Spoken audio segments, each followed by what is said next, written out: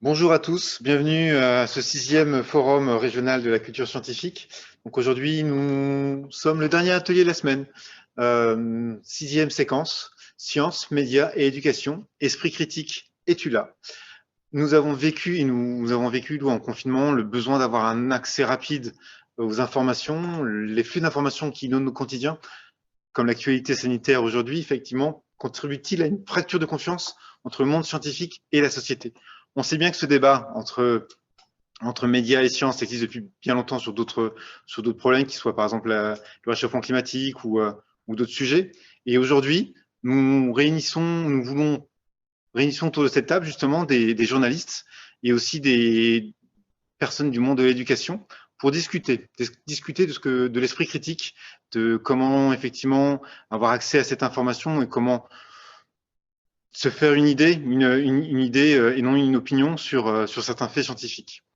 Donc aujourd'hui, j'ai le plaisir d'animer cette séance avec Laurent Cario, qui est chargé de communication à l'INRAE. Bonjour Laurent. Bonjour. Alors Laurent n'est pas avec moi à Centre Sciences, il est basé sur Tours, donc nous allons effectivement co-animer en distance cette séance. Donc Laurent, je te propose peut-être de présenter, justement de faire un tour de table, de nous présenter tous les acteurs de cette séance. Voilà, donc durant toute cette partie, nous aurons différents intervenants. Donc effectivement, comme l'a dit Jamel, journaliste et acteur du monde de l'éducation et des médias, d'autres médias. Donc Jérémy Nisset, qui est maître de conférence en sciences de l'information et communication à l'EPJT de Tours, qui est l'école publique de journalisme de Tours, et qui est aussi responsable scientifique du projet soutenu par l'Agence nationale de la recherche, qui s'appelle VUIE, qui est donc un acronyme qui signifie Vérification de l'information dans le journalisme, sur Internet et dans l'espace public. Ensuite, nous aurons l'intervention de Jennifer Gallet, qui est journaliste à The Conversation, qu'on appelle aujourd'hui maintenant La Conversation, avec une baseline qui indique l'expertise universitaire, l'exigence journalistique, qui nous parlera de la collaboration entre journalistes et scientifiques pour la rédaction d'articles de vulgarisation. Ensuite, il y aura des woodflaps, je pense que tu vas en parler, Jamel aussi. Il y aura donc troisième intervention de Thomas Durand, qui est directeur scientifique de la rédaction de La Tronche en Biais, qui est un site, une chaîne YouTube bien connue, et donc au sein de l'association Aztec, qui est l'association pour la science et la transmission de l'esprit critique. Ensuite, nous aurons l'intervention de Baptiste Salmon, qui est enseignant au collège de Bu, et qui sera dans son intervention associée à Aurélie Ménard-Parot, qui est elle professeure de SVT au lycée Édouard Branly à Dreux. Il y aura après un autre woodflap, et donc nous aurons en cinquième intervenante, alors là elle sera juste par téléphone, Thérèse Lautier, qui est documentaliste au collège de Chalon-sur-Saône, dans l'académie de Dijon. Merci Laurent. Avant de commencer justement avec Jérémy Nisset, je vous rappelle juste le dispositif qu'on a mis en place pour pouvoir interagir avec vous qui êtes derrière les écrans, parce qu'effectivement, c'est un forum où le but, c'est effectivement de créer un échange avec vous à travers cette table ronde. Donc, nous avons le chat. Donc, je vous rappelle le principe du chat. Vous posez une question, elle n'apparaît pas forcément tout de suite, mais en tout cas, elle est prise en compte. Elle apparaîtra dans le fil de la discussion. Et puis, nous avons le WooClap. Le WooClap, normalement, vous devez voir effectivement apparaître à votre écran l'adresse, le QR code, et pour pouvoir y accéder. Donc, je vous propose de poser des questions, tout simplement en début d'intervention, pour pouvoir justement avoir votre avis et votre opinion et pouvoir partager justement avec les intervenants qui sont autour de cette table. Alors, on va peut-être commencer par la première question, si on veut bien la faire apparaître. Je vais vous la lire et puis comme ça, je vous montrerai effectivement le résultat après coup. Donc, quelles sont vos sources d'informations dans le cadre de vos activités de CSTI? Donc, la question va être lancée. Donc, à partir de là, vous pouvez y répondre. Et on se revoit tout à l'heure pour avoir les résultats. Donc, Laurent, je te laisse peut-être présenter, déjà présenter, mais justement lancer le sujet Voilà, on va avec Jérémy introduire Nisset. l'intervention de Jérémy Nisset. Donc, comme l'a dit Jamel, on parle aujourd'hui de flux d'informations dans le quotidien, de confiance, de niveau de confiance qui fluctue entre le monde scientifique et la société. Et donc, Jérémy, vous travaillez sur les aspects interaction sciences et médias, en particulier sur la collaboration entre journalistes et scientifiques. Est-ce que vous pouvez nous présenter en particulier ce que vous faites dans le cadre de ce projet financé par l'Agence nationale de la recherche? Alors, dans votre question, en réalité, y compris quand je me suis présenté tout à l'heure, finalement, ce que je vais vous exposer ici, et je pense qu'on le retrouvera avec les autres invités, c'est que je ne me limite pas à un point de vue. Et quand je parle de fonction, c'est finalement deux casquettes. Il y a à la fois des choses que je fais du côté des étudiants ici, jeunes journalistes à l'école publique de journalisme, qui les amènent à parfois avoir des ateliers. Ils sont en rencontre avec des scientifiques. De l'autre côté, sur ce qu'est le projet financé par l'Agence de la recherche, c'est davantage d'aller voir comment est-ce qu'on vérifie une information?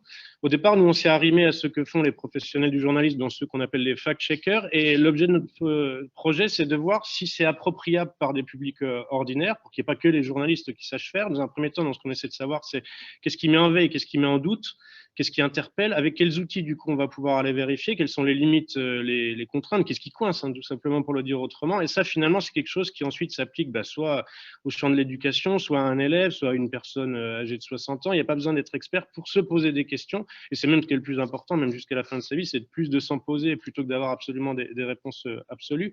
Pour ce qui est concrètement votre question, Laurent, ce dont on s'aperçoit au bout de plusieurs années dans ce travail des jeunes journalistes avec les scientifiques, c'est que les collaborations se font assez bien, mais que ce n'est pas toujours les mêmes discours et les mêmes langages qui fonctionnent, pas non plus les mêmes temporalités.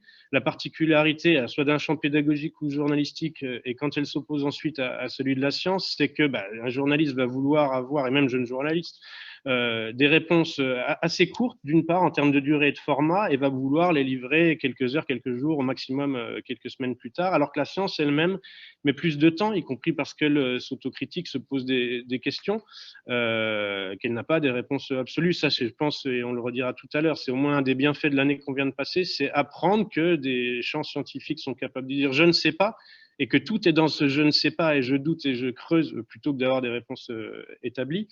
Elle passe aussi ces relations entre les médias ou pédagogues et de l'autre côté le champ scientifique par comment est-ce que je rends ça intelligible, comment est-ce qu'y compris d'ailleurs je mets en image des choses que nous on a déjà discuté avec nos jeunes journalistes, y compris quand on les confronte au champ scientifique, c'est par exemple la figure d'autorité et la figure d'autorité qui s'incarne dans l'image, par exemple typiquement par la blouse.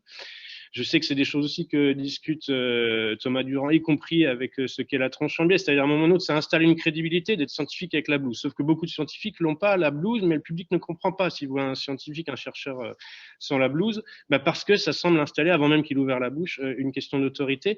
Donc, c'est des choses qu'on discute pour, entre guillemets, trouver une conjonction, que tout le monde y trouve plus ou moins son compte, qu'à la fois le chercheur fasse pas trop obscur avec des discours qu'on comprendrait pas, avec son jargon, qu'en même temps le journaliste cherche à simplifier et à rendre ça accessible, mais sans faire complètement simpliste. On appelle ça faire de la vulgarisation, rendre accessible quelque chose de complexe. Et elle a un défi, y compris parce que peut-être il y a une insuffisance de connaissance de comment se fabrique la science. De quoi elle part? Finalement, elle part pas d'une vérité établie. Elle émet des hypothèses, oui, et ensuite elle est valide ou invalide.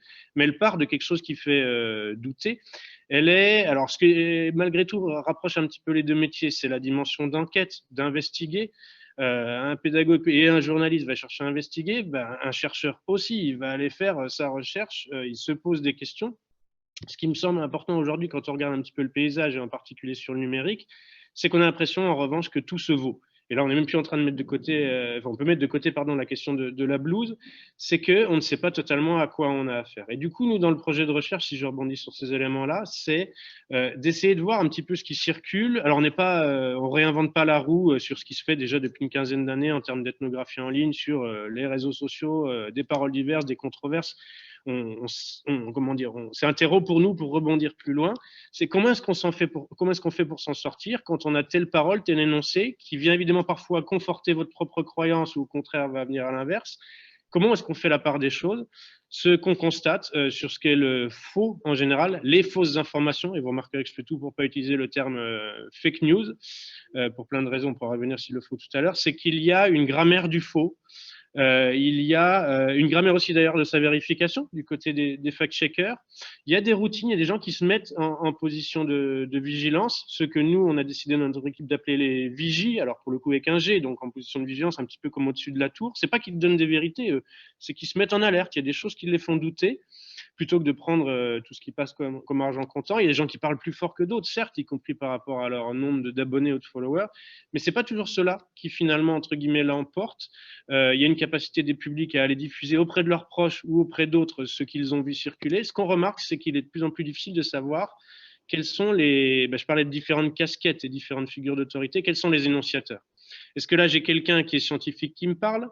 Est-ce que j'ai quelqu'un qui n'est pas scientifique, mais qui a parfois plus de valeur dans ce qu'il énonce? Est-ce que je vais avoir un chef d'entreprise qui me parle?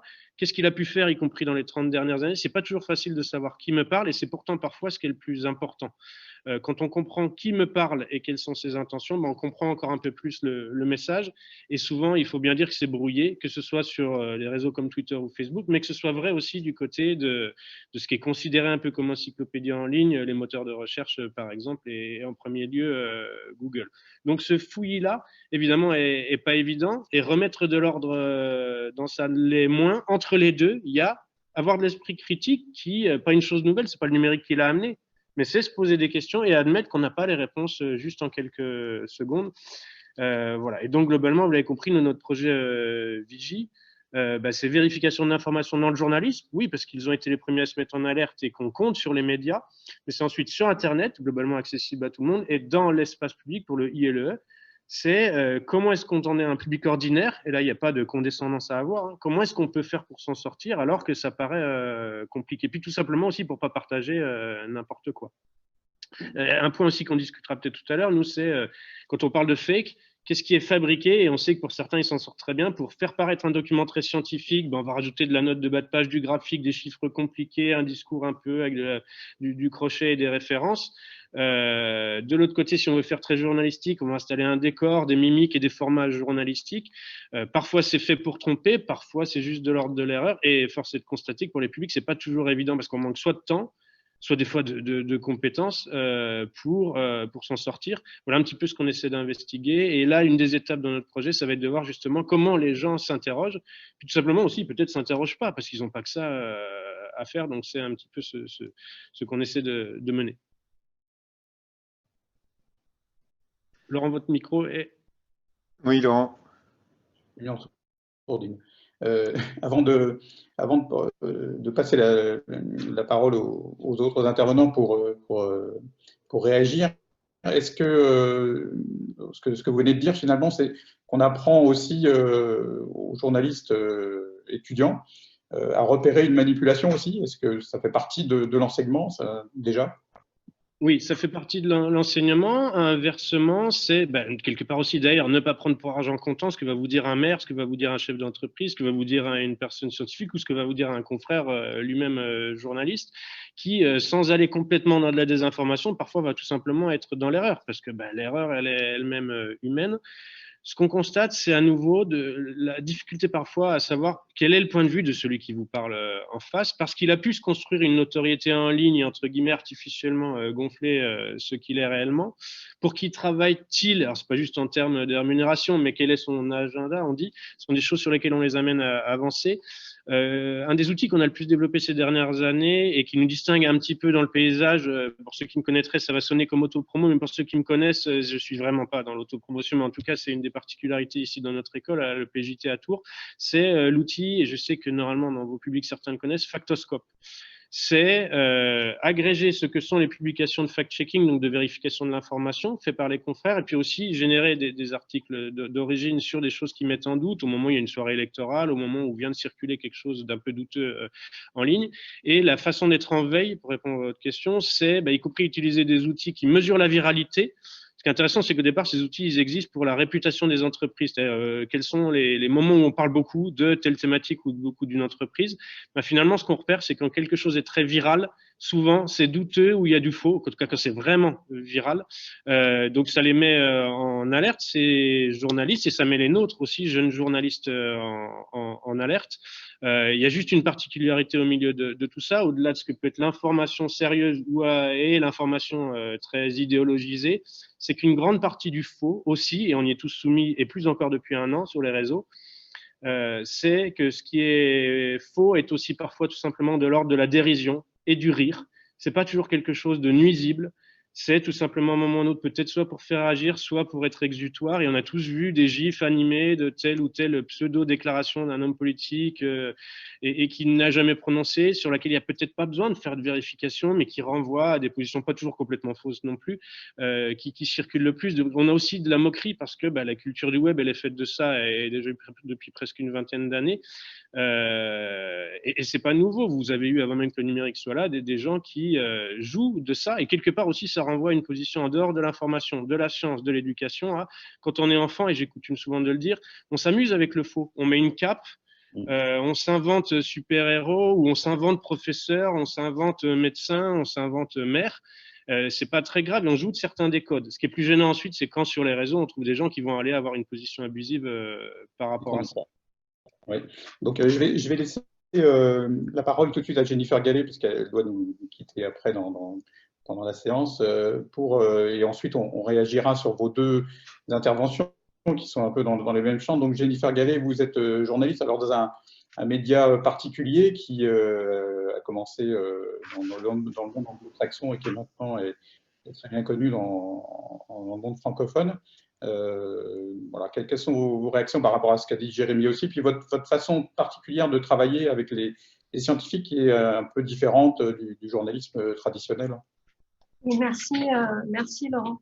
Par rapport à l'intervention de Jérémy, je dirais que nous, on propose en fait une sorte de solution à toutes ces difficultés qui ont été évoquées, c'est-à-dire déjà une première chose qu'on essaye de faire, c'est non pas d'avoir des catégories d'acteurs, de gens qui prennent la parole, mais d'essayer d'élaborer une sorte de collaboration et d'essayer de créer quelque chose de commun autour des connaissances. Et donc, Conversation, c'est un média qui s'est lancé en France il y a 5 ans, mais qui est plus ancien, qui existe depuis 2011 et qui a déjà existé dans la sphère anglo-saxonne, qui a été lancé en Australie et qui a connu un large succès. C'est pour ça après qu'il y en a eu d'autres. Et l'idée est très simple, c'est devant le constat de la perte de crédibilité des journalistes qui sont très souvent critiqués pour le fait de pas bien faire peut-être leur vérification, d'être trop dans le raccourci, trop dans la provocation. Et en même temps, l'autre constat étant qu'on n'entend pas assez les scientifiques, que les scientifiques ont du mal à avoir leur voix entendue auprès d'un large public, tout simplement parce que ils travaillent sur des choses complexes et puis ça a été déjà évoqué, le temps de la science est un temps long. Et donc partant de ce constat que d'un côté il y a des journalistes qu'on n'a plus trop envie d'écouter et de l'autre qu'on n'entend pas assez les scientifiques, il y a une personne qui s'appelle Andrew Jaspan, c'est un journaliste britannique installé en Australie qui partant de ce double constat a dit on va travailler autrement. Et il était très proche en fait du président de l'université de Melbourne. Et ils ont eu l'idée de s'associer et de se dire, en fait, une université, c'est comme une rédaction. Il y a des gens qui travaillent à élaborer des connaissances, qui cherchent à les diffuser. Donc, essayons de mettre nos compétences en commun pour essayer de produire une information de qualité qui irait à destination d'un grand public. Parce que c'est vraiment fait dans l'optique d'essayer vraiment de monter le niveau, en fait, justement d'avoir d'autres médias, d'autres types de médias. Donc ça c'est un peu l'idée au départ.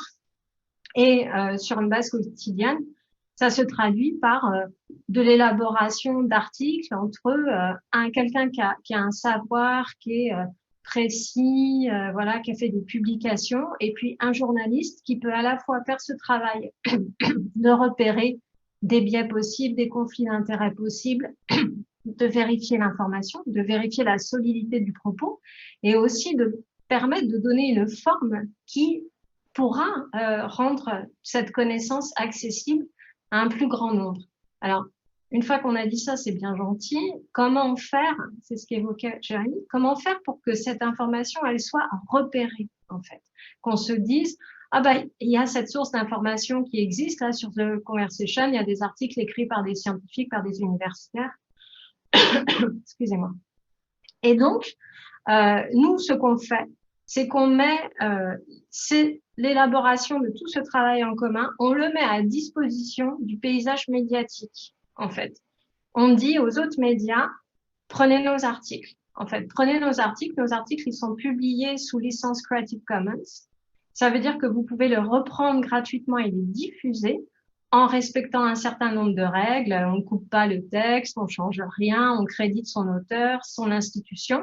Et comme ça, en fait, on arrive à diffuser, en fait, parce qu'il y a aussi vraiment cette question, elle est fondamentale, c'est-à-dire dans cet océan de gens qui donnent leur avis, écrivent, se prononcent, arriver à proposer des contenus, il faut aussi que les contenus arrivent jusqu'aux gens. Donc nous, on sait très bien que on va pas pouvoir avoir une audience incroyable. Donc on s'appuie sur cet écosystème médiatique qui est déjà présent et on travaille avec eux. Et du coup, nous, on a tous les jours nos articles qui sont repris par les grands titres de la presse française. Donc, ça peut être Ouest France, ça peut être Le Point, ça peut être plein d'autres médias. Et voilà, nous, l'idée, c'est de diffuser, vraiment, c'est de diffuser cette connaissance, mais de l'élaborer aussi en commun pour permettre de, voilà, c'est une réponse à toutes les problématiques qui ont été évoquées par Jérémy. Et apparemment, ça marche plutôt bien parce que au bout de 5 ans, là, on a une audience même propre sur notre site qui fonctionne bien.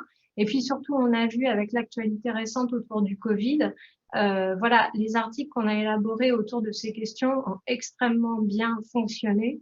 Ça montre que dans un moment où il y a une recherche d'informations sérieuses autour d'un sujet, eh bien, on peut proposer des choses même un peu complexes, un peu longues, et qu'il y a un public pour ça. Donc ça, c'est quand même très rassurant. Jérémy parlait d'où on parle, de la source, de l'identification, ce qui est important pour les journalistes, pour les étudiants journalistes, évidemment.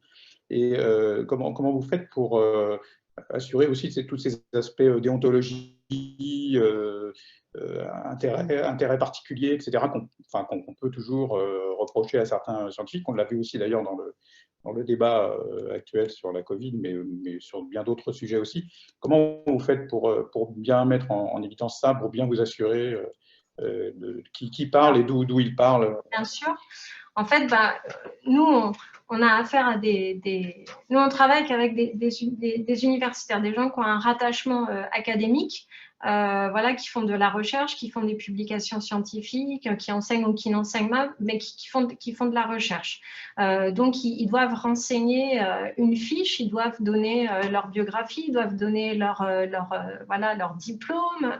Et puis, quant à la question du conflit d'intérêts, on est, à ma connaissance, le seul média français à publier avec chacun de ses articles une déclaration d'intérêt. Et là, on demande à chaque auteur de nous indiquer clairement quels peuvent être de possibles conflits d'intérêts ou des choses qu'il devrait déclarer. Donc, il y a un petit formulaire en fait de plusieurs questions qui est proposé à chaque auteur quand il a validé son texte en vue de la publication.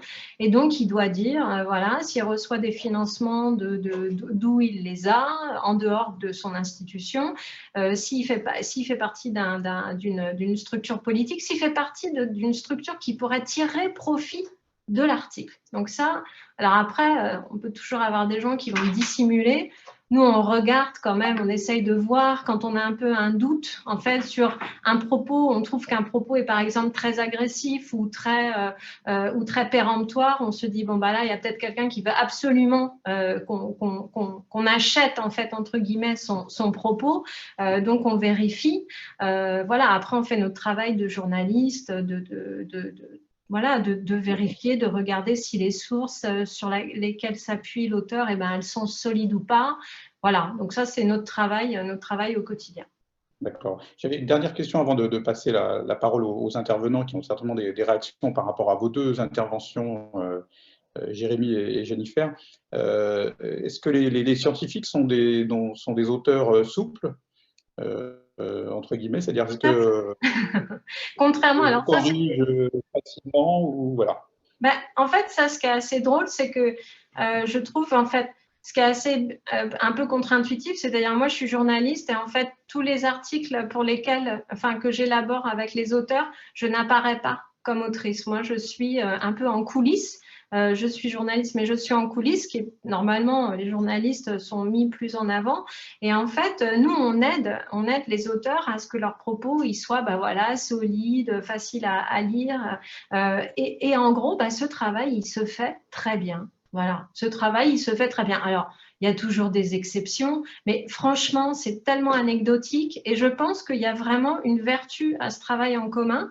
Bon, nous, c'est sur la base du volontariat. Donc, les chercheurs qui viennent et qui nous proposent des articles, ils ont envie de le faire. Hein, voilà, donc ils sont déjà dans une démarche de partage des connaissances, d'avoir envie de travailler avec des journalistes. Voilà, donc on est plutôt sur un public qui est déjà un peu dans cet esprit-là. Et après, c'est vraiment un enrichissement. Et moi, je trouve que c'est vraiment très vertueux et assez facile, en fait. D'accord. Merci à tous les deux. Est-ce qu'il y a des questions des intervenants avec ce qui s'est déjà dit dans ces deux premières interventions? Alors moi, a priori, il y a une question qui est un peu provocante qui a été posée. Je vous la pose, mais vous avez déjà commencé à y répondre justement sur la vérification des sources. C'est donc, si quelqu'un est universitaire et n'a pas de conflit d'intérêt, vous le citez. S'il dit que la Terre est plate, qu'il y a quand même un travail de vérification scientifique que vous faites, vous, en tant que journaliste conversation, The Conversation ou La Conversation. Moi, je vais vous parler d'un sujet que je connais bien et où c'est un peu du même niveau que de dire la Terre est plate. C'est quelqu'un qui me dirait que le réchauffement climatique n'existe pas. Ou, vous voyez, enfin, donc moi, si j'ai une proposition de quelqu'un qui va me dire, moi, je vous propose 8000 caractères, puisque c'est le format de nos articles, pour me dire que le réchauffement climatique n'existe pas, eh bien, je vais lui dire non merci, en fait, tout simplement. C'est-à-dire qu'on a la main sur les articles. Les articles qui sont proposés, ils sont proposés. Et c'est la rédaction qui décide de les développer pour en faire une publication ou pas. Donc, on en refuse aussi beaucoup parce qu'on ne les trouve pas sérieux, pas pertinents, trop techniques. Enfin, on en refuse énormément aussi. En fait, ce qu'on publie, c'est vraiment ce qu'on a choisi. Et, Jérémy, par rapport à ça, à cette question-là, justement, est-ce qu'un journaliste dans un média, dans un grand média ou autre, va dire je pense qu'il y a une chose que moi je constate auprès des étudiants et ensuite, bon, ben, on les tient pas en laisse, ils vont, on les tient pas en laisse d'ailleurs à l'école, mais même après coup, évidemment, on n'est que des passeurs. Que je constate ensuite quand ils sont dans les médias eux-mêmes ou dans certains de nos confrères consoeurs, c'est que je pense qu'il y a une relative ignorance de comment se constitue la science dans ses procédés, mais comment elle se constitue la science aussi dans ce que sont les différentes strates et dans ce que sont les différents profils. Une question assez simple, et après ça renvoie peut-être à chacun, et moi-même j'avais peut-être aussi pas ces interrogations-là avant d'avoir l'âge de 20 ans, c'est est-ce que les gens font la distinction entre ce que va être par exemple un enseignant-chercheur ou un chercheur, ce que va être un professeur, le mot professeur lui-même d'ailleurs il interroge, il y a des particularités et des ambiguïtés dans la langue française. Professeur va être souvent associé à celui qui face à lui à une classe ou un amphi, mais ensuite à l'intérieur de ça, les questions de professeur des universités, maître de conférences associé par exemple, qui n'est pas exactement la même chose. Je n'ai pas rentré dans les détails, y compris des arcanes administratives, mais ce que ça veut dire, c'est que certains inversement vont pouvoir jouer de certains titres. Mais inversement d'ailleurs, pour ceux qui seraient réellement et depuis plusieurs années maîtres de conférences établis, ça ne veut pas dire qu'ils ont une science établie, qu'il faut toujours les écouter. Donc il faut toujours, on l'a dit, se mettre en recul. Mais des choses qui me marquent, y compris dans le champ là, des fausses informations, du doute, de ce que sont les arguments et procédés de propagande ces derniers mois, c'est que certains interviennent dans le champ médiatique auprès de journalistes en ayant des titres assez approximatifs, n'étant pas forcément liés à l'université. Je clarifie juste une chose, c'est pas qu'on voudrait pas ne pas les voir, en tout cas moi je suis pas du tout dans cette position-là, mais on peut se faire abuser. Inversement, parfois, certains sont de notoriété dans leur chemin même et vont rester obscurs. C'est pas parce qu'ils seraient timides, mais parce qu'à un moment ou à un autre, il y a cette question de l'urgence, des temporalités que j'évoquais tout à l'heure, de ce que seraient des listings, des inventaires aussi pour faire appel à tel ou à tel, qui sont pas assez convoqués. Il y a parfois aussi des réflexes qui fait qu'on a 3-4 signatures dont on a les numéros de téléphone aussi, pour le dire clairement, pour aller vite, qu'on va rapidement convoquer. Et donc, des fois, on fait intervenir un peu qui on veut ou qui on peut. Ici, on n'est pas sûr, entre guillemets, c'est très organisé, on fait parler ceux qu'on aime, on serait sur du complot, ce serait évidemment l'inverse de ce que j'étudie moi, mais il y a ces questions-là. Et sans encore complètement être en train de le caresser dans le sens du poil, je sais qu'il va intervenir dans quelques secondes, mais je me dis qu'un profil comme celui de Thomas Durand a peut-être testé ces dernières années insuffisamment exploité par les médias pour parfois apporter un contre-discours ou des points de clarification, et que, vous me corrigerez si je me trompe Thomas, c'est peut-être davantage une fois que tout d'un coup vous avez beaucoup d'abonnés et qu'il y a une caisse de résonance par votre émission normalement sur YouTube, que peut-être ce moment-là vous êtes un peu plus convoqué. Ça veut dire quoi? Que les journalistes des fois vont trop à ce qu'ils connaissent déjà, et ils se trompent aussi, mais tout le monde se trompe, ou alors ce qui fait résonance sur du quantitatif. Et parfois même, alors moi je sais que c'est ma position en tant que chercheur, il y a des choses sur lesquelles on me demande parfois d'intervenir dans les médias eux-mêmes, et je clarifie à l'avance que si je serais interrogé sur quelque chose que je ne maîtrise pas ou que je ne sais pas ou que je n'ai pas encore étudié, je préfère laisser la place à d'autres plutôt que de raconter des âneries. Voilà. Ben, je sais qu'on ne va pas se cacher dans ce que la grande machine universitaire, ce n'est pas toujours le réflexe de chacun. Certains vont vouloir occuper l'espace à tout bout de champ, y compris parce qu'on ne va pas se cacher que ça a une incidence ensuite sur obtenir des financements, se voir valider des projets, etc. C'est un petit peu la particularité, c'est avoir soit une forme d'humilité, de se maîtriser aussi que sur la science, on ne sait pas tout et qu'on ne peut pas parler de tout. La question en ce moment qui est un petit peu et qui anime le champ scientifique, universitaire, mais même aussi d'ailleurs du côté de la pédagogie, c'est de la même manière qu'on reproche aux journalistes beaucoup de choses, mais souvent quand on le reproche aux journalistes, en fait, on le reproche aux éditorialistes, ceux qui sortent plus sur le terrain. Il y a de temps en temps un peu une tendance aujourd'hui quand on convoque les experts à avoir les mêmes qui sont des experts éditorialistes et qui ont des fois plus mis le nez dans un labo ou qui ne se sont pas penchés sur une matière depuis 5-6 ans et elle a évolué rapidement avec le numérique en plus. Donc voilà, je ne sais pas si ça répond exactement à votre question, mais oui, on fait avec des fois ceux qui semblent être des experts et qui se sont auto-appelés experts, et puis oui, la montre tourne tellement vite que le Red Chef vous demande pour dans 2 heures quelqu'un qui va appuyer votre propos et votre argumentaire.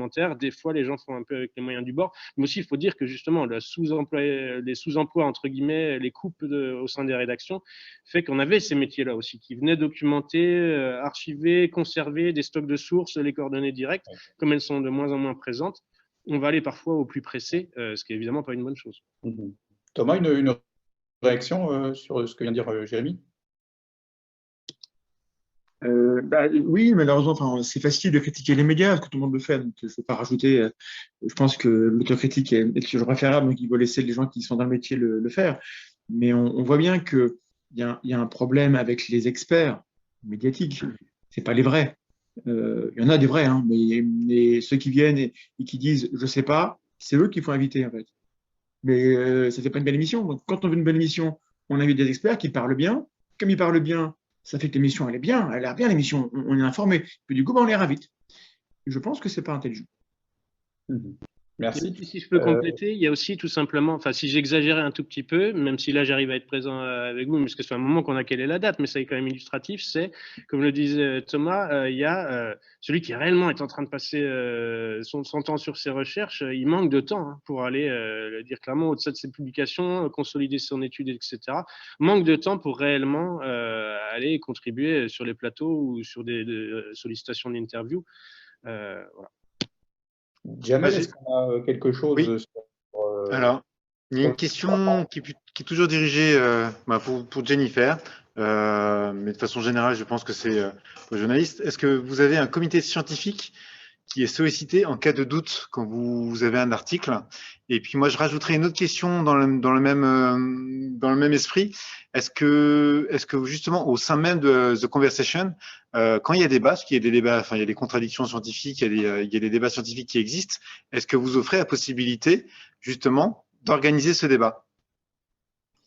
Alors, on s'appelle La Conversation, donc le débat et la conversation sont au cœur de ce qu'on fait au quotidien. Après, en fait, pour répondre à la question de comment ça se passe pour organiser ce débat, c'est-à-dire que on peut, après, c'est des bonnes techniques de journalistes, justement, c'est des bonnes techniques qu'on a dans les rédactions, c'est de publier plusieurs points de vue sur un même sujet, des points de vue qui peuvent être contradictoires, qui peuvent être opposés. Et donc ça, voilà, ça c'est quelque chose qu'on fait régulièrement. Comme tout site internet, on a un espace de commentaires. Voilà, donc les gens peuvent aussi réagir en bas des articles. D'autres auteurs, enfin c'est le public et c'est aussi les auteurs qui entre eux se font des remarques. Donc ça c'est quelque chose qui est visible, qui est accessible, tout le monde peut y participer. Et j'ai zappé votre première question là. Justement, ah oui, le comité. Comité scientifique, parce que parfois les sujets sont très pointus, oui. Et effectivement la question se pose, comment vérifier? Ouais, c'est une question très, très importante. Nous, on est répartis en fait par spécialité, c'est-à-dire on a une petite dizaine de rubriques et pour chaque rubrique, on a un chef de rubrique, donc qui ne travaille que sur un type de sujet. Moi, par exemple, je m'occupe des questions environnementales, c'est hyper vaste. Donc, bien sûr, moi, je ne vais pas avoir tous les bons réflexes sur ces questions-là. Donc, qu'est-ce que je fais? Quand j'ai un doute, j'ai mon confrère qui peut m'aider si on est à cheval entre une thématique entre science, entre environnement et santé, comme ça a beaucoup été le cas avec le Covid, puisque voilà l'histoire des zones tampons, des zoonoses, etc. Donc là, on se met à plusieurs sur un papier. Après, on a notre rédacteur en chef qui peut faire une lecture pour dire c'est toujours pas très clair. Et après, on a des auteurs de référence. Moi, je travaille avec un réseau d'auteurs sur mes questions et il y a dans ce réseau des gens que je vais pouvoir solliciter pour me dire qu'est-ce que tu penses de ce propos. Donc je ne donne pas les informations sur mon article, sur l'article qui me posera difficulté, mais je peux donner un passage ou je peux expliquer de quoi il s'agit pour mettre, en fait, pour faire attention. Mais nous, on est un média, on n'est pas une revue scientifique, donc on n'est pas une revue à comité de lecture, on est entre les deux. Donc on essaye, on a cette couche journalistique qui fait qu'on a nos réflexes, fact-checking, passer des coups de fil, se relire la copie. Et puis, il y a aussi ce réseau d'auteurs experts sur lequel on s'appuie. Après, on n'est pas du tout à l'abri, ça reste de l'artisanat, on n'est pas du tout à l'abri de laisser passer quelque chose, mais vertu quand même de la publication sur Internet, on peut toujours corriger, republier, mettre une petite note, donc voilà comment on travaille. Et les correctifs sont repris justement pour les autres médias qui vous ont cité avant, parce que... Alors oui, en fait, ce qu'on fait, c'est qu'on prévient nos republieurs. On a au sein de la rédaction, on a une personne qui s'occupe vraiment de la relation avec tous les republieurs. Et donc, si jamais il y a une grosse coquille dans un papier qui a été repris sur Ouest France et qui fait un super score parce que c'est un média avec une très large audience, on les appelle et on leur dit il faut republier la dernière version parce qu'il y a une bêtise dedans. Donc, on est quand même très attentif aussi au suivi de nos articles. Et puis, on est très souvent alerté par des lecteurs qui nous disent là, non, il y a un truc qui ne va pas, on reprend. C'est vraiment, ça reste assez artisanal et ça se fait en plein d'étapes différentes. Vous faites de l'écrit, vous faites aussi quasiment de la radio, vous faites des podcasts, c'est ça? Oui, on va commencer, là, on a commencé à lancer des podcasts, donc on va voir ce que ça donne. En fait, le podcast, pour nous, c'est un bon format quand on est sur des sujets d'actu chaude, comme on parle quand on est dans une rédaction. Nous, on n'a pas vocation à se positionner sur ces sujets d'actu chaude, mais quand c'est des sujets qui sont vraiment là dans l'actu et puis où il y a besoin d'un éclairage, on va pouvoir solliciter quelqu'un assez rapidement. L'audio permet d'être moins lourd que l'expression écrite et donc d'avoir une plus grande réactivité. Mais c'est deux supports vraiment complémentaires et moi, j'aime beaucoup le format texte qui reste et qui voyage très bien, quoi. Ok. Jamel, d'autres questions du public? Non, moi je vais faire une petite pause, Pour le WooClap, pause numéro 1, bouclap avant de lancer une question et puis effectivement revenir sur, euh, les sur une réponses de question. Fabien. Sur les questions. Alors, juste la première question, quelles sont vos sources d'informations dans le cadre de vos activités de CSTI? Donc, c'est un sondage, donc il y a plusieurs réponses possibles. Il y a 100% de personnes qui répondent la presse écrite. Ça reste quand même effectivement un support qui est apprécié parce que c'est un support qui peut être corrigé et qui laisse des traces. Et ensuite, effectivement, on a la presse audiovisuelle à 75%, la presse écrite généraliste à 50%, autres, donc on a laissé la liberté de répondre autres, je suppose que c'est d'autres médias, et puis réseaux sociaux et blogs et forums, donc tout ce qui est sur le net, on est sur 25%, en sachant que blogs et forums et réseaux sociaux, ça peut être effectivement porté par des acteurs institutionnels. Je lance la deuxième question, parce que justement, vous avez cité Ouest France. On se pose la question, nous aussi, en tant qu'acteurs de la CSTI, on est amené à travailler avec des médias. Ou même en tant que chercheur, on est amené à travailler avec des médias. Et donc, avec quel type de médias avez-vous déjà travaillé pour parler de votre action? Il s'agit d'un nuage de mots. Donc, vous pouvez citer le média, ou sinon, si c'est une presse écrite, ça nous donne un petit peu un petit panel, parce qu'on a parlé de presse écrite, beaucoup de presse écrite. On a parlé aussi de radio et d'émissions de télé vis-à-vis des experts. Mais c'est bien de savoir avec qui vous collaborez. Et puis, il y a une autre question. Je vais vous la poser parce que se pose aussi la question du message.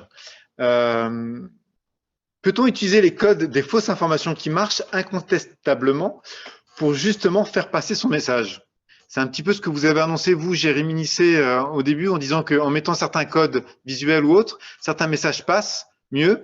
Mais je pense que la question est tournée de façon à laisser entendre que pour passer des messages qui sont, des informations plutôt que des messages qui sont justes, en tout cas scientifiquement parlant, est-ce qu'on peut utiliser justement des codes, autres codes? Vous avez parlé de la blouse blanche. Est-ce que la blouse blanche, c'est justement pas devenu antinomique, voire comique, sur l'espère scientifique?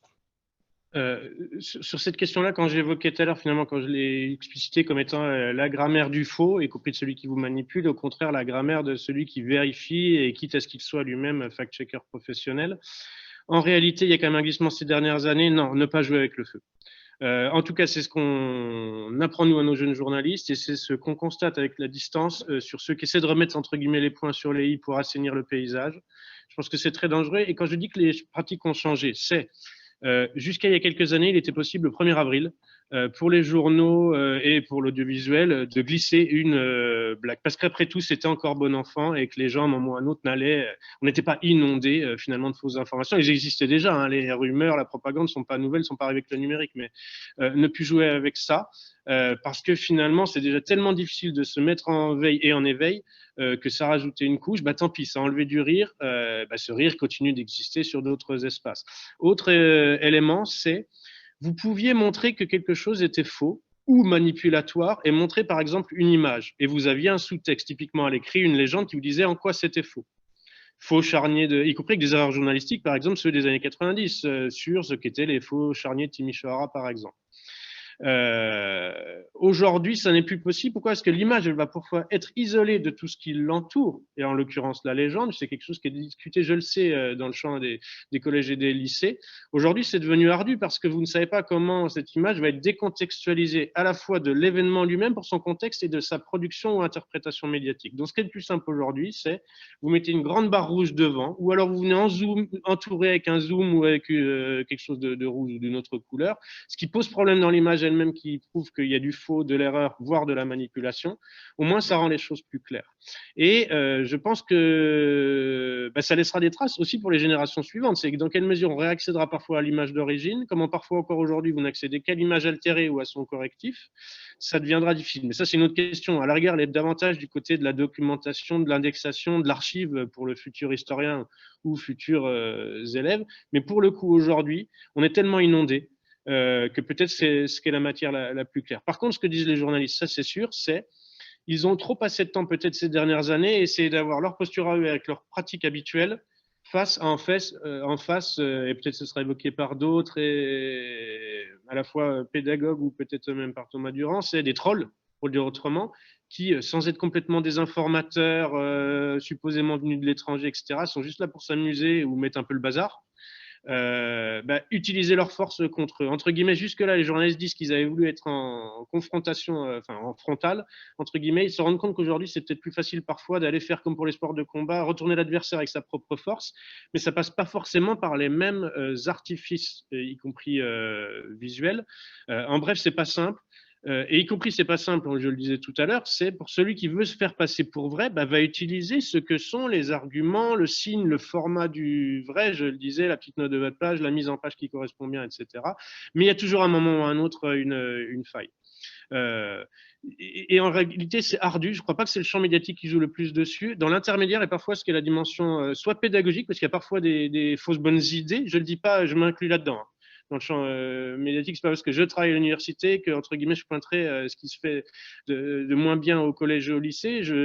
Surtout, je souligne même qu'il n'y a pas assez de moyens qui sont posés en nombre et pas qu'en argent, de dispositifs facilités parce que le planning il est vite rempli d'un lundi à un vendredi. Donc il y a parfois des fausses bonnes idées, mais il y en a aussi du côté associatif. Vous avez peut-être en tête il y a 2 ans une campagne qui a été faite contre la reprise entre guillemets un petit peu du sida. Et vous aviez un deepfake qui a été fait en utilisant l'image de Trump.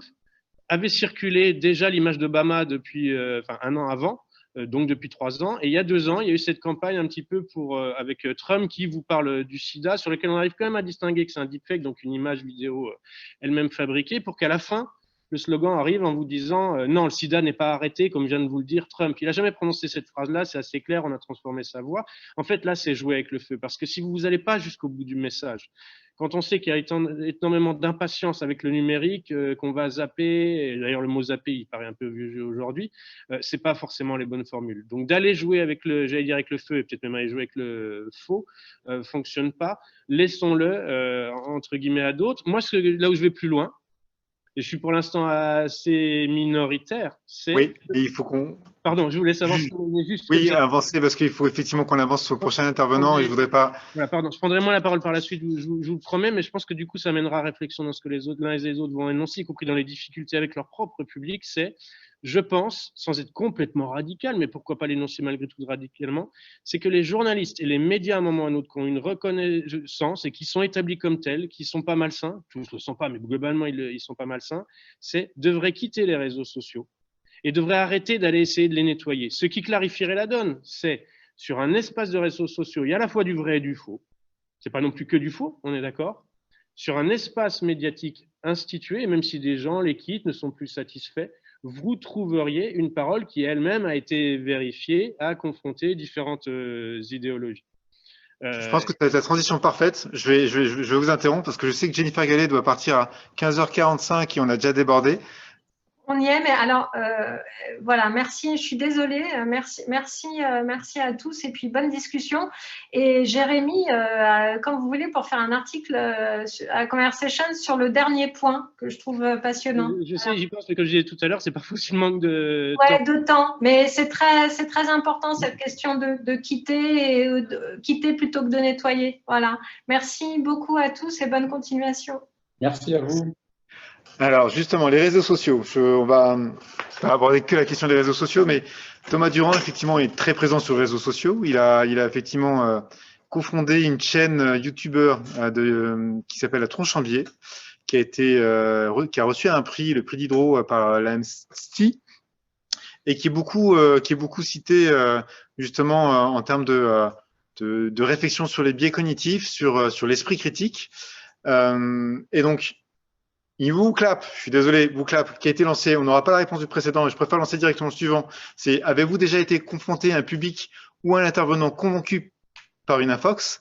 Et je voudrais bien connaître justement la démarche de Thomas Durand, qui, c'est un petit peu le combat quotidien de maintenir l'esprit critique face justement à toutes ces informations qui ne sont plus du tout hiérarchisées, ou qui sont hiérarchisées pour faire du faux. C'est quoi la question exactement? Alors, question. La question que moi je pose au public ou la question que je vous pose à vous? À moi. Bah justement, sur les réseaux sociaux, pourquoi avoir choisi les réseaux sociaux, la tronche en biais, pour faire de l'esprit zététique, de la zététique, justement du travail sur l'esprit critique, sur ce que c'est que l'esprit critique, et critiquer les biais cognitifs. Au départ, j'ai commencé avec un blog qui est toujours là, qui s'appelle La Menace Théoriste. Mais si on veut parler de ça, où est-ce qu'on va ailleurs que sur les réseaux sociaux? Lorsqu'on n'est pas journaliste dans une rédaction, lorsqu'on n'est pas maître de conférence dans une université. Maintenant, j'écris des bouquins parce que les éditeurs sont intéressés par le fait que j'ai un public. Donc, comme ça peut se vendre, ils sont intéressés. Bon, il n'y a pas que ça, je pense. J'espère. Ah, merci. J'espère qu'ils pensent aussi qu'il y a la qualité, mais c'est aussi parce que ça se voit. Et les réseaux, voilà, ouvrent des portes pour s'exprimer. Donc, c'est absolument, enfin, c'est une révolution géniale. C'est comme l'imprimerie. D'un seul coup, des gens ont accès à la parole. Donc, comme tout le monde a accès à la parole, les nuls, les nuisibles aussi. Alors qu'avant, les nuls et les nuisibles, enfin, ils pouvaient être nuisibles, mais il fallait être malin pour être nuisible avant. Maintenant, même les crétins peuvent être nuisibles à peu de frais. Donc, on est dans l'époque où les imbéciles parlent plus que les gens intelligents et où ils ont une chance d'être partagés par d'autres imbéciles. Bon, on est tous un peu crétins, moi, ça m'arrive aussi. Hein. Et dans la question, est-ce que vous avez déjà partagé des infox? Ça m'est forcément arrivé aussi.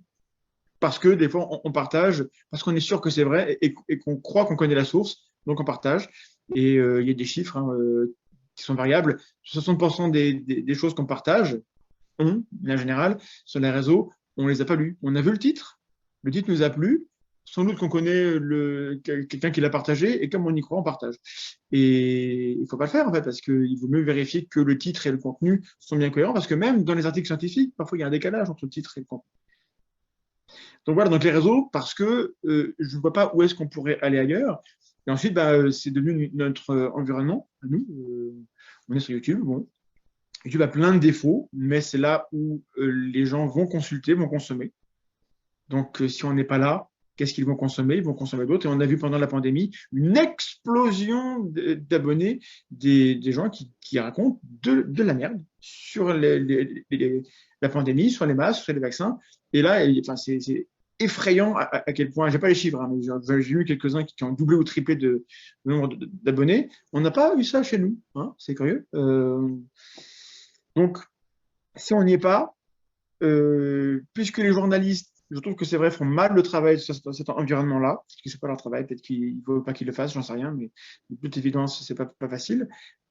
Qu'est-ce qui va rester? On est citoyen, on a une petite asso et on estime que c'est notre rôle, les citoyens, d'être sur ces espaces-là. Et d'ailleurs, nous, un peu comme la conversation, l'essentiel des heures de vidéos d'Attention Biais, c'est des heures qu'on passe avec des chercheurs. On invite des gens, on passe 2 heures et le prochain, ce sera avec un anthropologue économiste pour parler de la préhistoire. Moi, j'ai pas grand-chose à en dire, à part dire que c'est compliqué, que c'est beaucoup plus subtil que ce qu'on peut croire. Voilà, j'ai dit ce que j'avais à dire. Et pendant 2 heures, quelqu'un va me dire pourquoi c'est plus compliqué et qu'est-ce qu'il sait. Et si on ne prend pas 2 heures pour en parler, ça sera évoqué en 3 minutes sur à la radio, entre 2 pubs, entre 2 blagounettes que j'aime beaucoup, hein, mais si on a la chance sur ces espaces-là de pouvoir proposer des contenus longs de 2 heures avec des scientifiques, et je ne vois pas tellement ça exister ailleurs. Ça existe un peu, mais pas tellement. C'est justement sur la forme des contenus que vous déposez. On a longtemps parlé en amont avec Jennifer Gallet de la presse écrite. Ce que vous publiez, ça reste quand même des vidéos, ça reste avec une forme plus ou moins décalée, un ton décalé plutôt qu'une forme. Et justement, vous avez ce temps long qui vous est proposé sur le site internet. Et vous avez des débats que vous mettez en place, que ce soit sur Twitter ou directement sur les pages de votre chaîne. Les débats, c'est pas notre truc, c'est pas notre fond. On essaye d'inciter les gens à mieux débattre entre eux dans les espaces de commentaires, parce que c'est là que ça se joue. Il y a tellement de commentaires que moi, je ne vais pas répondre à tout le monde, évidemment. Donc, je ne suis pas dans le débat en tant que tel. En revanche, je suis dans la culture du débat. J'essaie d'inciter les gens à écouter l'autre. Parce que le problème, c'est qu'on a vu avec la pandémie, mais ça se voit tout le temps, les gens s'engueulent sans chercher à comprendre ce que l'autre a compris de ce qu'eux pensent avoir dit. Quand je m'exprime, est-ce que j'ai vraiment dit ce que je voulais dire? Enfin, des fois non. Est-ce que l'autre a compris ce que je pense? Bah, pas forcément, mais il est pas d'accord. Alors donc c'est un con. Le con, on s'énerve. Et ça, c'est constant. Et dans la vie de tous les jours, on le fait. Et si on peut essayer d'apprendre à le faire, à faire mieux pour certains sujets, peut-être qu'on apprendra à le faire mieux un peu tout le temps. Et c'est un peu inhumain. Donc on ne peut pas faire ça tout le temps, mais on peut le faire mieux sur les sujets qui importent. Voilà, moi, c'est le rôle que je m'assigne, essayer de favoriser un passage vers cette culture du débat. Et on a un nouveau format qui s'appelle la tronche est à vous, où justement, le prochain, ce sera sur l'homéopathie. Les peut-on parler d'homéopathie? Et je vais être là, dans l'écran, et les gens sur Discord pour venir me poser des questions et surtout dire pourquoi ils y croient. Que je puisse donner la parole à des gens qui y croient pour qu'on évite de les caricaturer et qu'on comprenne quelles sont les raisons, qui ne sont pas débiles, des gens qui y croient. Ça ne veut pas dire qu'ils ont raison, mais ils ont des raisons. Et donc, et la raison, c'est pas qu'ils sont cons. Donc, voilà. Il y a un côté sondage, en fait, dans ce que vous avez dit un petit peu, votre réaction. Il y a plein de sites qui répondent des bêtises, je ne vais pas utiliser exactement le même terme, sur la pandémie, et ça explose. Le vôtre, non. J'ai l'impression que c'est le nombre de followers sur les chaînes, ça donne quoi? Ça donne, je vais très loin, mais peut-être trop. Donne une sorte de carte de ce qu'on pense sur Internet? Comment vous percevez-vous? Alors, moi, j'aimerais beaucoup que les sociologues se penchent sur. D'ailleurs, ils le font, hein. Mais bon, comme le temps est long, on va attendre qu'ils finissent avant de râler qu'ils ne le font pas. Sur ce qui se passe sur les réseaux, il y a sur YouTube des écosystèmes. On sait bien qu'il y a des correspondances. Les gens abonnés à la chaîne de Raoult sont beaucoup abonnés aux chaînes conspirationnistes. C'est pas ma faute. C'est comme ça. Il y a des raisons à ça, parce que les discours se répondent, se partagent, etc. Ça veut dire quelque chose, certainement. Qu'est-ce que ça veut dire? Je ne vais pas m'avancer, mais je vois bien que les chaînes qui parlent d'esprit critique, je ne vais pas me plaindre, on a 200 000 abonnés, c'est beaucoup. Mais on a vu des chaînes qui avaient 10 000 abonnés en début de pandémie, qui en ont 200 000 maintenant, ou qui nous dépassent, et qui disent des trucs où, quand je regarde un petit peu les données, ben, en fait, c'est du mensonge. C'est pas vrai, c'est faux, c'est complètement. Ou alors, et ça charge sur le gouvernement. Bon, d'ailleurs, on peut le faire, mais bon, c'est pas avec les bons arguments. Et les gens consomment ça parce qu'ils veulent entendre ça. Donc, ce qu'on comprend, moi, c'est que ces discours-là, les gens veulent les entendre et veulent les partager. Qu'est-ce que ça veut dire sur la société? C'est trop compliqué pour que je vous réponde. Alors, on va revenir peut-être sur une question, sauf si quelqu'un veut intervenir autour de la table ronde. Bah, je vais revenir alors sur une question qui a été posée justement. Oui, Jérémy? Juste en quelques secondes, si je peux compléter, mais là je pense qu'on sera tous d'accord, qu'on l'ait étudié ou qu'on le regarde juste avec distance. Les réseaux sociaux ne sont pas la France, ou sont pas l'Allemagne, ne sont pas l'Italie. Et à l'intérieur de ça, quand on dit les réseaux sociaux, c'est trop global, il y a qu'est-ce que tel réseau social, quand il est utilisé, il y a quand même des particularités qui rendent la complexité du côté des études, y compris ici à l'université. C'est que Twitter, par exemple, les contenus peuvent être attrapés. Je ne vais pas rentrer dans le détail, mais on peut attraper parce que l'API, le système entre guillemets paramétrage, permet d'aller attraper les contenus. On dit il est ouvert. Twitter, pourtant, c'est pas tout le monde, c'est une sociologie spécifique. Inversement, Facebook est sans doute plus utilisé, enfin qu'il est un peu moins d'ailleurs qu'il y a quelques années, évidemment. Il y a eu un glissement vers WhatsApp, mais attention, WhatsApp appartient à Facebook. Lui est fermé, donc sauf si vous rentrez dans les groupes eux-mêmes, vous ne pouvez pas totalement savoir ce qui s'y passe. Bref, il y a des sociologies spécifiques, puis il y a surtout un point qui est important, c'est ces réseaux-là, leur économie, elle fonctionne, et aussi la résonance des discours sur le nombre lui-même. Mais ça, c'est pas nouveau avec le numérique, c'est l'instinct grégaire. Vous êtes dans la rue, vous voyez 5 personnes se réunir, vous allez votre attention, vous envoyez 15, vous dites là, il y a un problème, quelqu'un qui est tombé dans les pommes ou autre, vous envoyez 100 000, vous allez vous approcher. Et donc, du coup, ce nombre-là, il crée aussi une chose qui est que ce n'est pas parce qu'un contenu, il est ouvert et cliqué que les gens y adhèrent. Ils peuvent l'avoir juste regardé, peut-être même pour s'y opposer, ou juste être sceptiques. Et ça n'est même pas parce qu'ils le partageraient qu'ils y croient. Ils vont le partager peut-être parfois pour le contredire, pour le moquer, ou pour aller le regarder plus tard, ou demander à quelqu'un ce qu'il en pense, peut-être même pour moquer l'auteur lui-même. Donc ça complexifie, parce que même quand on le regarde en attrapant les contenus et leur partage, on ne sait pas. Et à nouveau, c'est pas le numérique qui fait ça. Qui a dit quoi, que Lachin a dit que la veille, etc. C'était déjà aussi avec les anciens médias, et avant même les médias imprimés, avec ce qu'était la parole. Donc c'est tout le défi sur la rumeur elle-même. Parfois, des gens aussi s'énoncent, y compris sur du faux, juste pour exister dans un espace, sans même avoir des intérêts économiques ou idéologiques. Il faut se méfier des différents niveaux de croyance. Des gens qui suivent des conspirationnistes ne sont pas forcément conspirationnistes, simplement ça leur plaît plus ou moins. Leur niveau d'adhésion est pas connu. Et tous les sondages que j'ai vu passer sur la croyance des gens par rapport au paranormal sont des sondages, au moins un peu. Moi, ma langue est libre, un peu merdique. Je ne crois pas à ces sondages. Je ne crois pas qu'ils révèlent ce que croient les gens. C'est intéressant de comparer. On peut comparer différents groupes et voir quelle est leur réponse. Là, d'accord, c'est important l'info, mais ça ne donne pas une carte réelle de ce que croient pour de vrai les gens par rapport au monde réel. Et des gens font semblant de croire que leurs sondages disent le vrai, et donc ils renforcent les gens qui disent on nous dit des conneries dans les médias, parce qu'en effet, c'est une connerie. Alors, je vous propose d'avancer. Juste pour vous signaler effectivement que la question vous clap, avez-vous déjà été confronté à un public ou à un intervenant convaincu par une infox? Bon, il y a 11 votants, enfin non, 8 votants, il y a 88% effectivement des personnes qui ont répondu oui. Donc effectivement, je ne sais pas quel est le degré de cette information fausse qui a été proposée, mais effectivement la confrontation existe. Puis il y a une question qui a été posée sur le chat. Pour le coup, je sais pas, enfin je vous la pose. Quels réseaux sociaux sont les plus controversés sur la diffusion des fausses informations? Donc après, c'est toujours la même chose. Soit on en fait la publicité pour les dénoncer, soit on en fait la publicité tout court. Donc à vous de voir si vous voulez répondre à cette question ou pas. Quels sont les réseaux sociaux les plus controversés? Et puis après, nous passerons effectivement aux questions d'éducation à l'esprit critique avec les exemples de Dreux et de Thérèse Lautier qui nous attendent. À l'échelle mondiale, on a Twitter, on a l'exemple de l'ex-président Trump. Là, on avait un level on a même inventé le terme fait alternatif pour lui, quoi. Donc Twitter a un rôle important.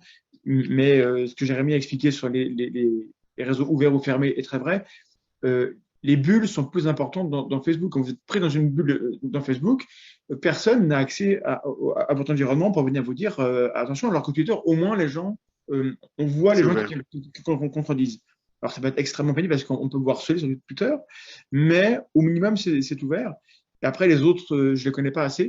Moi je connais bien YouTube, qui est extrêmement merdique, encore une fois, parce que l'algorithme est là pour vous garder sur Twitter, sur YouTube, et que l'algorithme, même si c'est qu'une machine, il finit par comprendre que la polarisation et la radicalisation, c'est ce qui garde les gens. Donc, si on vous propose des contenus qui sont forts en émotion, bah, c'est ça qui va vous faire rester. Et donc, je sais qu'apparemment, il déclare vouloir aller contre ça et être plus vigilant sur le parcours des gens et ce qu'on leur propose dans l'onglet à droite, là. Mais les résultats se font un peu attendre, à mon avis. Mais je ne suis pas expert des réseaux. Pour préciser, et sans être sur cet objet d'étude-là, en réalité, celui qui est le plus à craindre en ce moment, c'est même un autre auquel on pense assez peu, alors qu'on l'a dans la poche, c'est WhatsApp. Pour vous qui travaillez beaucoup avec des publics jeunes, sans doute vous en apercevrez, vous le savez déjà. Oui, dès qu'ils ont un écran lui-même, un peu moins le smartphone d'ailleurs, vont aller beaucoup sur YouTube entre autres. Facebook a commencé à déjà être ringard. Twitter, on l'a dit, c'est pas n'importe quelle sociologie, pas n'importe quel usage, parce qu'on sait que sa parole, elle va porter ailleurs, donc on fait quand même un petit peu attention. Ou alors dans ce cas, c'est affirmatif. WhatsApp pour les jeunes, sur le monde Europe occidentale, en gros, mais surtout aussi, et pas que pour les jeunes, mais pour tous âges.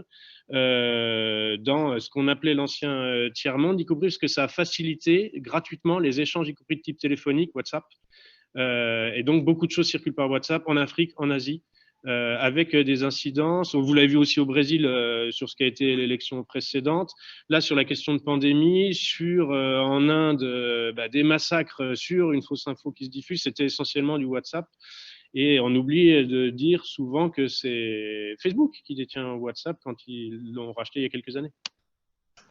Moi, je vous propose maintenant, justement, pour la transition, je vais pas vous demander de répondre tout de suite, mais je vais vous lire justement une réflexion qui a été faite par l'intervenant sur le chat. Juste une remarque. Depuis l'existence des réseaux sociaux, tout le monde a la parole. Le danger, il est là. Pour le kidam sans connaissance, comment faire la part entre l'info réelle et l'infox? Et là, ça va me permettre de glisser tout simplement sur justement le travail de l'éducation nationale, des enseignants qui sont confrontés à des enfants qui arrivent dans ce monde où justement l'information circule très vite et très fort, quelle qu'elle soit cette information. Et donc, je voudrais bien vous présenter, on vous a déjà présenté, mais donner la parole à Basile Salmon et Aurélie Ménard-Parot du lycée, pardon, excusez-moi, on recommence. Aurélie Ménard-Parot du lycée Édouard Branly de Dreux et Basile Salmon du collège Charles de Gaulle de Bu. J'ai bon? Parfait. Super. Donc, je, je vous propose justement je ne sais pas lequel de vous deux a prévu de prendre la parole en premier. je vais commencer. Allons-y. J'ai voulu peut-être 10 fois prendre la parole, mais je me suis dit que j'allais faire une introduction de 30 secondes, puisque j'ai relevé le président Trump, la grammaire du faux, l'intérêt de collaborer entre le monde de la recherche, les écoles, des pseudo-experts qui prennent toute la place médiatique, trier l'information. Enfin bref, merci pour le teasing et merci pour la transition. Je pense qu'on peut y aller sereinement. Et on va essayer d'aller vite. Vous avez ici donc une toute petite présentation, je pense que vous la voyez. Je me présente très rapidement. Je suis donc Basile Salmon, enseignant de SVT. Donc l'esprit critique, c'est aussi un petit peu notre terreau au Collège de Bu. Mini présentation du Collège de Bu, c'est un collège rural. Donc évidemment loin des moyens d'accès à la communication, loin des cinémas, loin de la culture. Et donc évidemment, on a des réseaux sociaux et du Internet qui peut parfois être très préoccupant chez nos élèves. Voilà pour le Collège de Bu. Et je laisse Aurélie prendre la parole pour son lycée. Alors moi, je suis au lycée Édouard Branly à Dreux. Alors c'est un quartier très populaire autour du lycée. On est dans une zone de sécurité prioritaire. On a des élèves qui n'ont pas du tout accès à la culture, hein, et de la même façon. Dreux, c'est à la fois trop près de Paris et trop loin.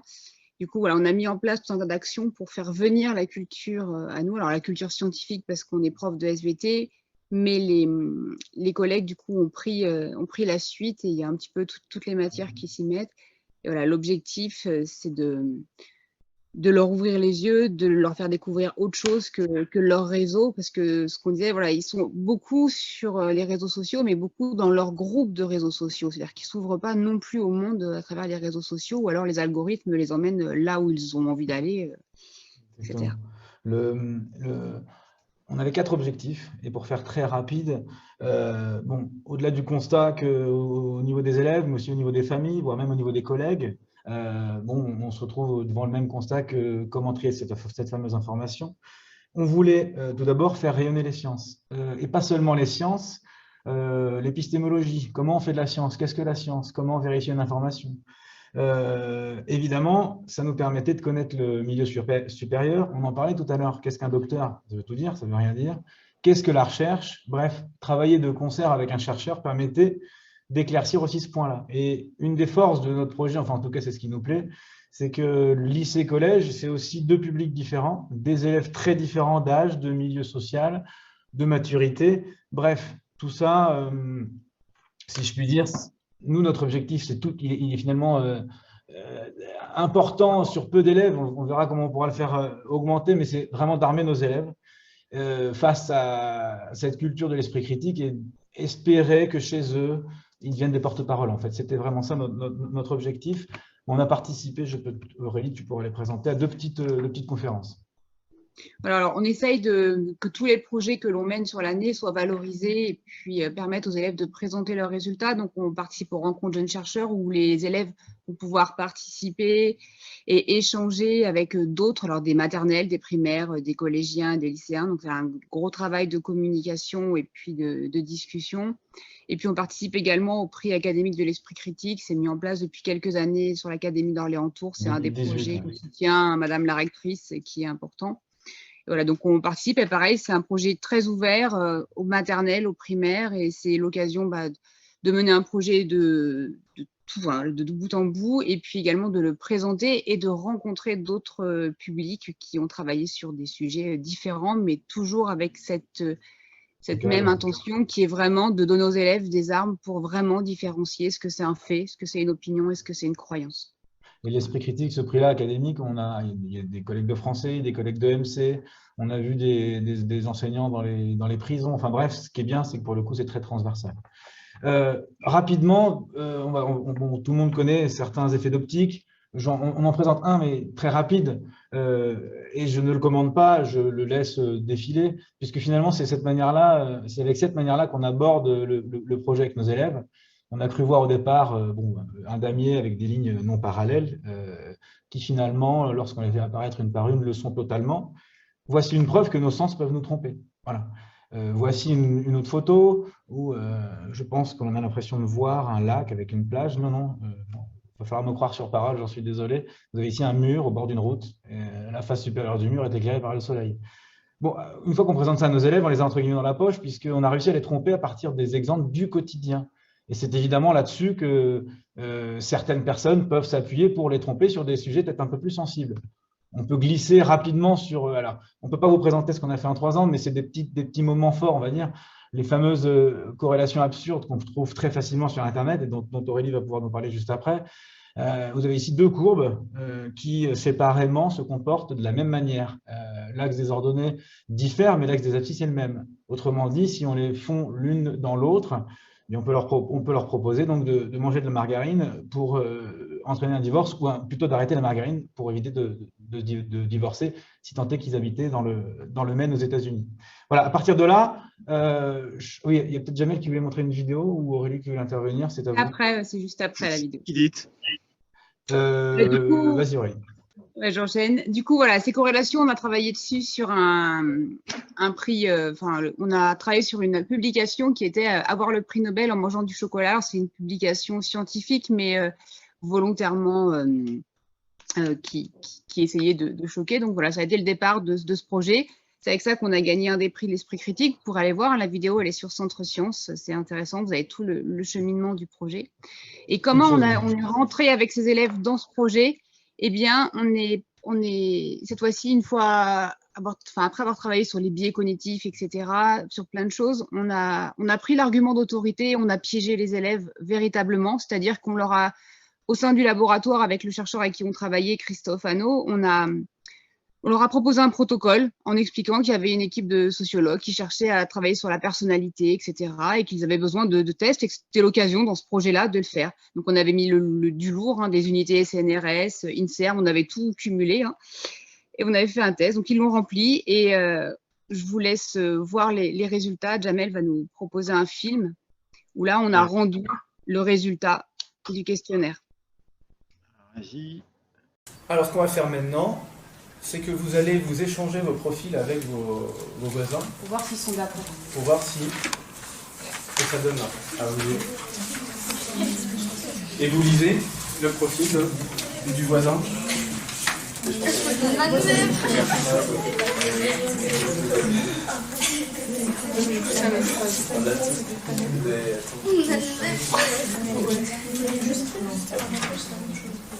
Madame, il y a des trucs de plagiat. Il y a des trucs qui sont recopiés jusqu'à avantage la même chose qu'elle. Bah, lis bien. Exactement.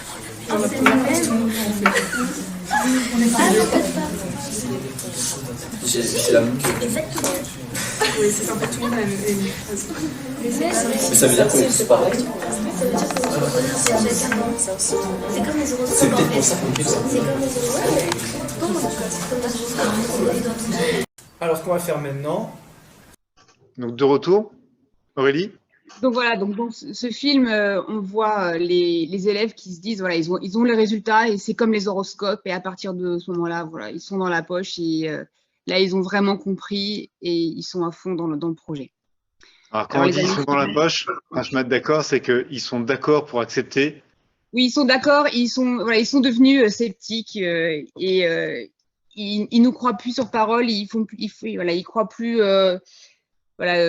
qu'il suffit juste d'une blouse blanche ou d'un logo pour que ce soit 100% vrai. Ils se disent là maintenant il faut réfléchir, il faut creuser. Alors si vous voulez en savoir plus, vous tapez avoir le prix Nobel en mangeant du chocolat, vous verrez un film.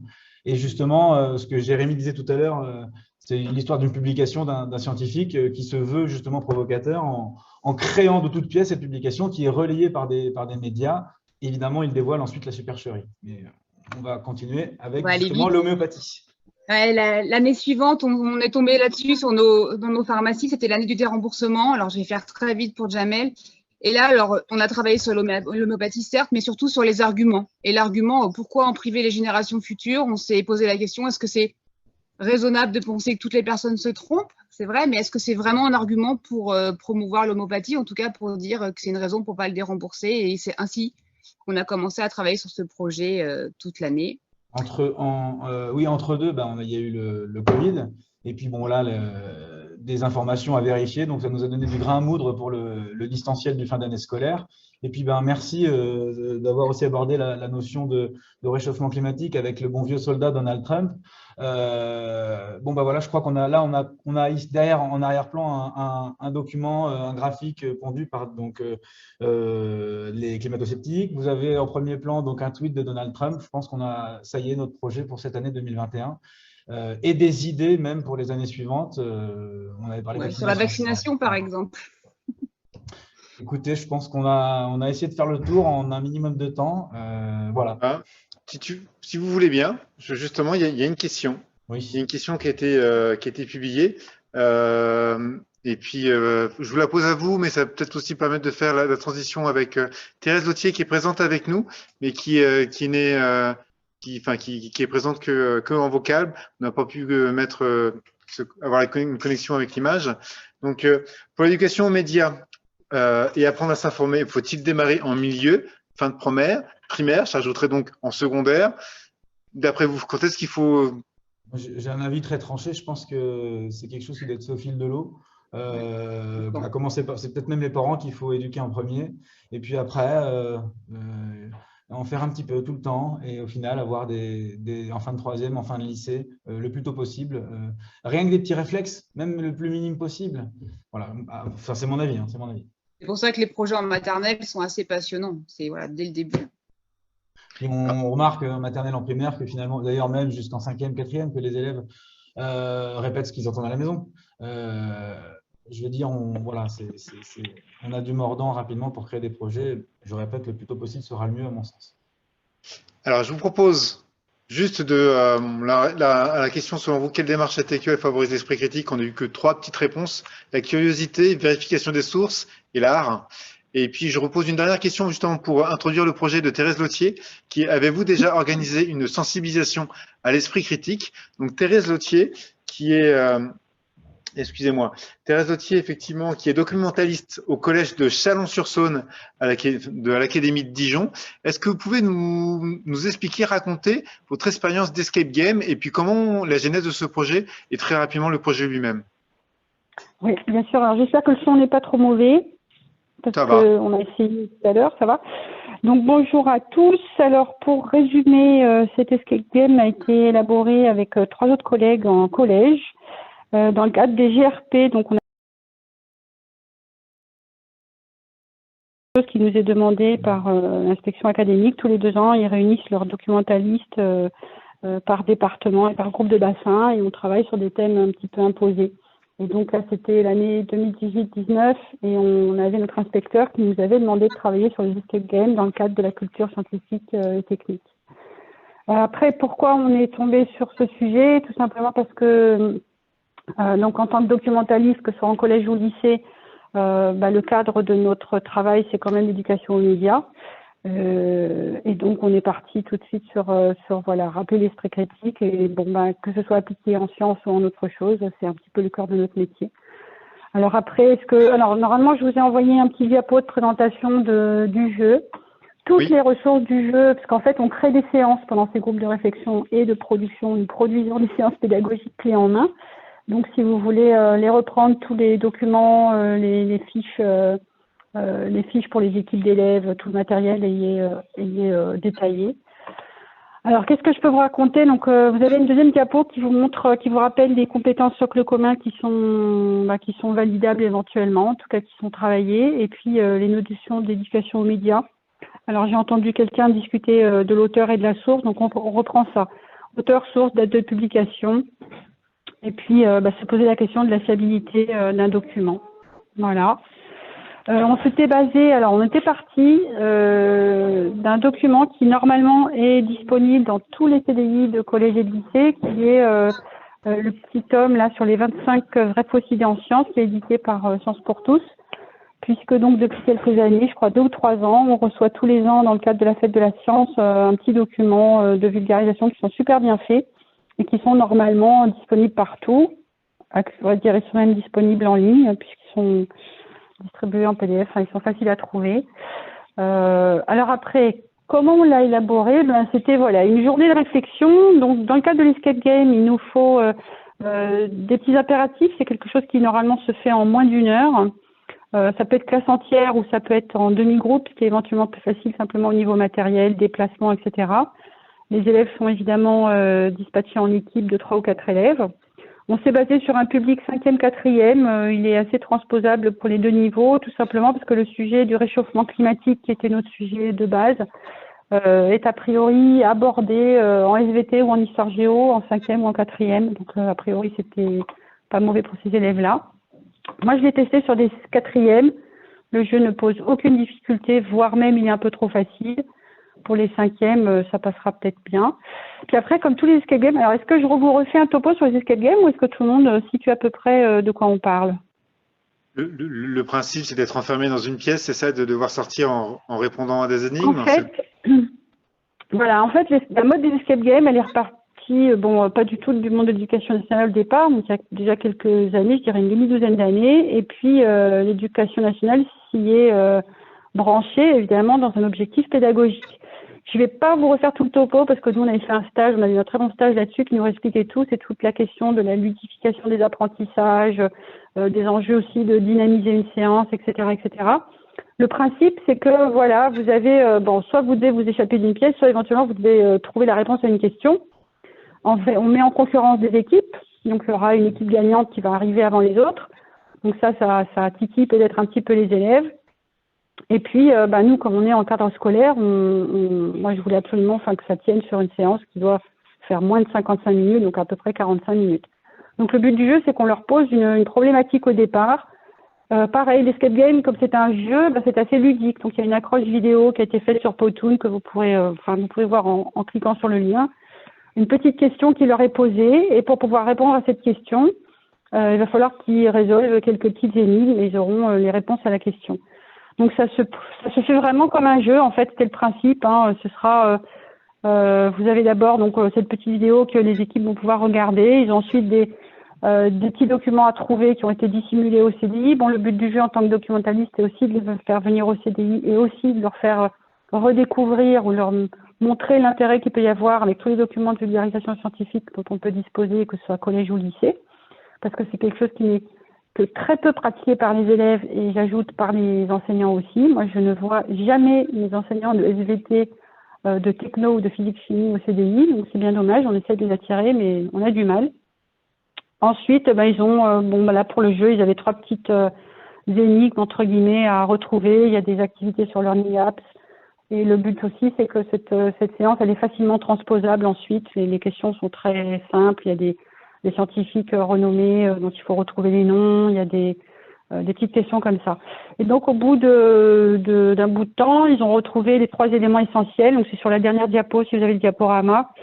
Donc, c'était 3 critères essentiels de fiabilité d'un document scientifique ou d'une information. L'auteur est un expert scientifique, la date de parution est de moins de 5 ans et l'auteur cite ses sources. Alors, une fois qu'ils ont résolu ces petites énigmes, le maître de jeu, donc le prof ou autre, va les amener au document ressources. Le document ressources étant le petit livre. Et puis, sur la page réchauffement climatique, ils trouvaient les réponses pour pouvoir donner leur avis, en fait, sur la question de départ qui est donnée à la vidéo. Est-ce que ça vous a bien expliqué l'enjeu? Oui, je pense qu'on a compris rapidement. Moi, ce qui est très intéressant dans votre projet, effectivement, c'est que tout est fait pour qu'il soit reproductible ailleurs, pour ceux qui en ont besoin. Oui, alors, voilà, parce qu'on nous demande de créer des séances pédagogiques. Or, la création d'un escape game, c'est assez mangeur de temps. Je vous dis, on était 4 pour le créer, celui-là. On y a passé une journée entière et un petit peu de temps après. Simplement, voilà, préparer les petites énigmes, mettre en lien, que tout fonctionne. Il y a une toute petite phase matérielle. Donc, les petites questions, par exemple, sur Learning Apps, les 3 petites énigmes, c'est des choses très générales, donc ça peut très bien être repris. Et il n'y a que l'accroche vidéo au départ, où en gros, on leur demande de donner leur vote pour l'ONU. Et l'ONU va leur demander de voter aux jeunes collégiens pour savoir si le réchauffement climatique est vrai, est naturel ou pas naturel. Et donc, il faut qu'ils trouvent des bons documents pour pouvoir répondre à cette question. Donc ça, il suffit de changer l'accroche vidéo, de changer le sujet, et puis de se baser sur un autre document pour la réponse à la fin. Parce que sinon, le déroulement du jeu est super facile à transposer pour toute question, que ce soit environnementale ou scientifique ou autre chose, quoi. Voilà. Merci. On a encore 10 minutes, si j'ai bien compris. 5 minutes. 5 minutes avant la fin de cette séance. Moi, ce que je vous propose, c'est déjà, je vais commencer par vous remercier. On va pas se quitter maintenant, mais juste vous remercier tous pour cette participation. Et la meilleure façon de vous remercier, je trouve, c'est de vous proposer justement le mot de la fin. Une petite conclusion sur ce que vous avez entendu, sur ce qui manque, en sachant que je suis persuadé que si vous le souhaitez, entre vous, vous pourrez prolonger cette conversation. Vous qui nous écoutez, si vous avez besoin d'avoir plus d'informations, des compléments d'informations ou d'être mis en relation avec certains projets, n'hésitez pas. Vous avez notre lien, il n'y a aucun sujet. Et donc, qui veut commencer à conclure? Quel étrange mot. Thomas? Je vous remercie pour cette discussion, de m'avoir invité. Ça fait toujours plaisir de voir que ces sujets-là sont au cœur de votre travail. Je ne doute pas que tous les profs ont bien compris que c'était hyper important. Je doute que la machine éducation nationale fasse ça comme il faut, mais les profs font le taf, donc c'est bien. Et ça sera du bottom-up et c'est parfait. Et je suis aussi... Enfin, c'est aussi important que dans le journalisme, on ait de l'autocritique et qu'il y ait un dialogue. Il n'y a pour l'instant pas de dialogue entre le monde YouTube des vulgarisateurs, etc., et les journalistes.